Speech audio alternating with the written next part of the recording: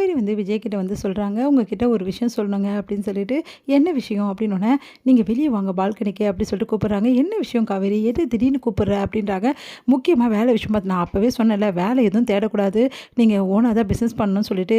சரி காவேரி, அதுக்கு தான் காவேரி நிறைய விஷயங்கள் பார்க்கணும்ல காவேரி, எங்கே வந்து லோன்லாம் கிடைக்கும், என்ன கதை எது கதை எல்லாம் பார்க்கணும்ல, அதான் காவேரி பார்த்துட்ருக்கேன் அப்படின்னு சொல்கிறாரு.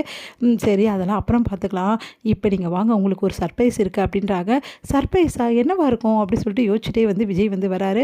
என்ன காவேரி என்ன விஷயம் அப்படின்னு சொல்லிட்டு கேட்டோன்னே, சர்ப்ரைஸ் சொல்லிடுறேன்ல, அப்புறம் என்ன விஷயம்னு ஏன் கேட்குறீங்க அப்படின்னோடனே, சரி ஓகே வரேன் அப்படின்னோடனே, சரி நீங்கள் வாங்க ஆனால் கண்ணை மூடிக்கணும், கண்ணை திறக்கவே கூடாது. என்ன காவேரி இதெல்லாம் அப்படின்றாங்க.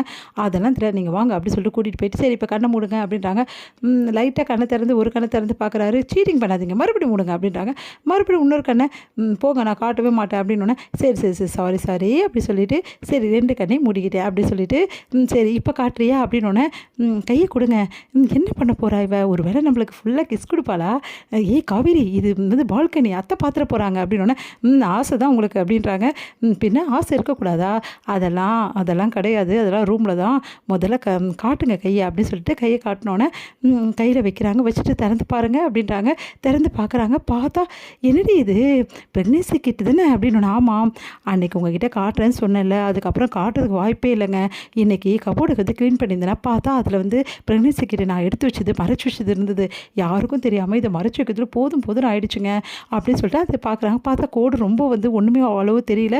என்னடி இது ஒன்றுமே தெரிய மாட்டேங்குது, உண்மையிலேயே ப்ரெக்னெண்ட்டாக இருக்கல, என்னங்க நீங்கள் ஸ்கேன் எல்லாம் பார்த்துட்டு இப்படி சொல்கிறீங்க அப்படின்னா, ஏங்க நல்லா தாங்க இருந்தது கோடு, லேட் ஆக ஆக பார்த்தீங்களா கோடே தெரிய மாட்டேங்குதுங்க அப்படின்னோடனே, சரி சரி இன்னொரு வாட்டி எடுத்து பார்த்துட்டா போகுது, இருந்தாலும் ஃபஸ்ட்டு எடுத்தது எப்படிங்க இருக்கும், நான் எவ்வளோ சந்தோஷப்பட்டேன் தெரியுமா, என் சந்தோஷத்துக்கு அளவே இல்லைங்க.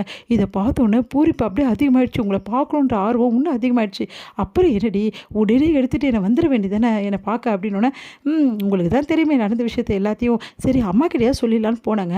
ஆனால் அம்மாக்கிட்டேயும் எப்படி சொல்கிறதுன்னு தெரியலங்க, ரொம்ப பயமாக இருந்துச்சுங்க. அதான் யார்கிட்டையும் சொல்லாமல் என் மனசுலேயே இதை வச்சுக்கிட்டு அவ்வளோ சந்தோஷப்பட்டேங்க. எப்படிலாம் சந்தோஷப்பட்டேன் தெரியுமா, அந்த நொடி எனக்கு வானத்தில் பறக்கிற மாதிரி இருந்ததுங்க அப்படின்னு சொல்லிட்டு அப்படியே வந்து கண்ணு கலங்குறாங்க.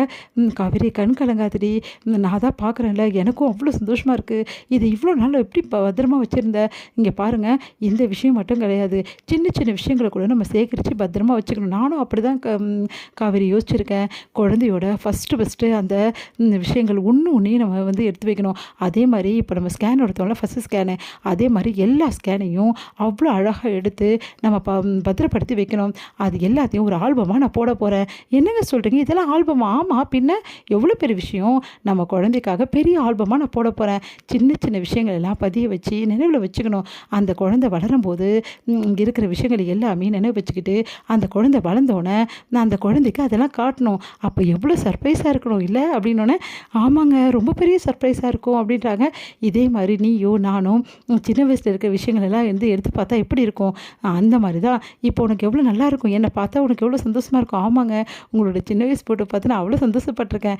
அந்த மாதிரி தான் காவேரி, நம்ம குட்டி பாப்பாவோடது ஒவ்வொரு விஷயங்களும் விடக்கூடாது காவேரி. சரி அது ஸ்கேன் ரிப்போர்ட் பத்திரமா இருக்கலாம், பத்திரமா இருக்குங்க, அம்மா வேறு ஸ்கேன் எடுக்க போகணும்னு சொன்னாங்க. போகலாம் காவேரி ஒன்றும் பிரச்சனை இல்லை, அதனால் ரொம்ப பிரச்சனை வந்ததில்ல, அதனால தான் பயப்படுறாங்க. சரி சரி அம்மாவுக்கும் பார்க்கணுன்னு ஆசையாக இருக்கும்ல, அதனால் நம்ம நாளைக்கே போய் ஸ்கேன் எடுத்துருவோம்.